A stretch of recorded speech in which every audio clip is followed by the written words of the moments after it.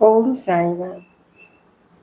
आज फिर बाबा के चमत्कार की कहानी लेकर आई हूँ और इसमें हम इस कहानी को सुनकर ही देखते हैं कि बाबा ने कौन सा चमत्कार किया। तो चलिए कहानी शुरू करते हैं। एक बार एक बूढ़ा रोता हुआ साईं बाबा के पास आया और हाथ जोड़कर खड़ा हो गया। साईं बाबा के एक शिष्य ने पूछा, क्या हुआ? बूढ़े व्यक्ति ने कहा कि मेरा जवान लड़का मर गया है। मेरे पास उसके कफन दफन के लिए एक भी पैसा नहीं है। साईं बाबा ने उसकी ओर देखा और पूछा कि कब मरा लड़का? उसने कहा कि आज दोपहर को। मैं कई जगह गया लेकिन किसी ने भी मेरी मदद नहीं की। साईं बाबा ने हंसते हुए कहा कि जब तुम्हारे पास स्वयं ही इतने सारे रुपए हैं तो कोई तुम्हारी मदद क्यों करेगा? बूढ़े व्यक्ति ने गिड़गिड़ा कर कहा कि बाबा, मेरे पास तो इस समय फूटी कौड़ी तक नहीं है। साईं बाबा ने कहा, झूठ बोलते हो? साईं ने कहा कि अपनी जेब में हाथ डालो, वहाँ पैसा ही पैसा है। जब उस बूढ़े ने जेब में हाथ डाला तो अचानक ढेर सारे नोट निकल आए। वह हैरानी से देखता रह गया।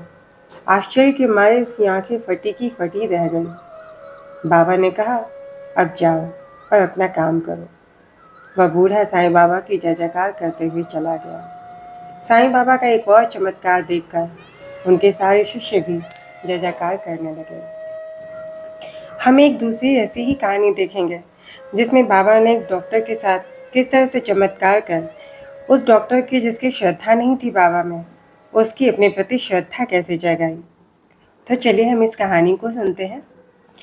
जिसकी जैसी भावना होती है ईश्वर के दर्शन वैसे ही होते हैं।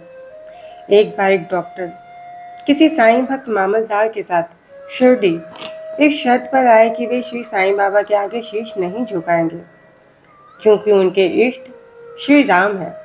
श्री राम के अतिरिक्त वे किसी के आगे शीश नहीं झुकाते।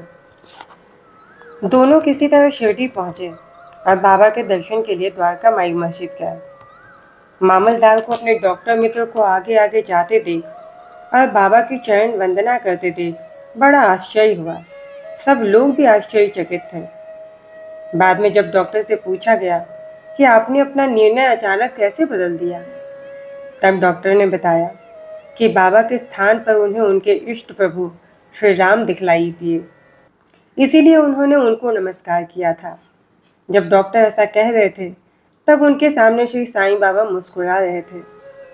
तत्क्षण ही श्री साईं बाबा को देख डॉक्टर आश्चर्यचकित होकर कहने लगे, कहीं यह स्वप्न तो नहीं? आखिर ये साईं बाबा कैसे हो सकते हैं? अभी तो यहाँ प्रभु श्री राम खड़े थे। अरे, ये तो पूर्ण योगावतार है। डॉक्टर ने अगले दिन से ही उपवास करना प्रारंभ कर दिया और मन ही मन कहा कि जब तक बाबा स्वयं उनको बुलाकर आशीर्वाद नहीं देंगे तब तक वे मस्जिद नहीं जाएंगे। प्रण किए 3 दिन बीत गए। चौथे डॉक्टर के एक मित्र खानदेश से आए और डॉक्टर अपने मित्र के साथ साईं बाबा के दर्शन करने मस्जिद गए। दोनों ने बाबा को नमस्कार किया। तब बाबा ने डॉक्टर से पूछा कि आपको किसने बुलाया था? आप यहाँ कैसे पधारे? बाबा के प्रश्नों को सुनकर डॉक्टर का हृदय पिघल गया। उसी रात बाबा ने डॉक्टर पर कृपा दृष्टि की तो डॉक्टर को शयनावस्था में परम आनंद की अनुभूति हुई। बाद में श्री साईं बाबा के प्रति डॉक्टर की भक्ति प्रगाढ़ हो गई। ओम साईं राम। जय साईं राम।